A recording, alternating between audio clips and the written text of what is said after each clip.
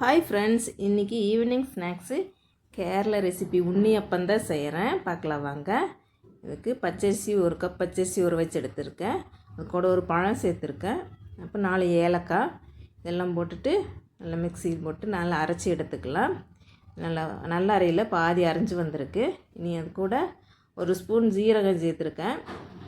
அப்போ 1 ஸ்பூன் எள், கொஞ்சம் வெல்லம் பொடி பண்ணி வச்சுருக்கேன். அதையும் சேர்த்துட்டு நல்லா அரைச்சி எடுத்துக்கலாம். நல்லதாக அரைஞ்சி வந்துருச்சு.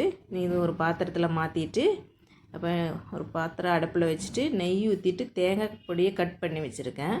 அதை நெய்யில் வறுத்து எடுக்கணும். வறுத்து எடுத்துகிட்டு இந்த மாவில் கொட்டி கலக்கிக்கணும். அப்போ இதை வறுத்தாச்சு. இனி மாவில் கொட்டி கலக்கி எடுத்துகிட்டு நீ அப்போ சட்டியில் ஊற்றிட்டு உண்ணியப்பம் சுட்டு எடுத்துக்கலாம். அப்போ சட்டியில் எண்ணெய் ஊற்றிருக்கேன். தேங்காய் எண்ணெய் தான். கேரளா ரெசிபி எல்லாமே தேங்காய் எண்ணெயில் தான் இருக்கும். ஆனால் தேங்காய் எண்ணெய் தான் ஊற்றிருக்கேன். தேங்காய் எண்ணெய் ஊற்றிட்டு இப்படியே ஒன்று சுட்டு எடுக்கலாம். அடுப்பு லோ ஃப்ளேமில் தான் இருக்கணும். அப்போ தான் உள்ளே இருக்கிற மாவு வேகும். இது வெந்து வரும்போது நல்லா பொந்தி பெருசாக வந்துடும். இந்த பாருங்கள், பொந்தி வந்துடுச்சு. இப்போ வெந்தாச்சு. அது உள்ளே லோ ஃப்ளேமில் வச்சா தான் உள்ளே இருக்கிற மாவும் நமக்கு நல்லா வெந்திருக்கும். அதனால் லோ ஃப்ளேமில் வச்சுருக்கேன். இதை பாருங்கள், நாங்கள் உடச்சி காட்டுற உள்ளே எப்படி மாவு வெந்து வந்திருக்குன்னு பாருங்கள்.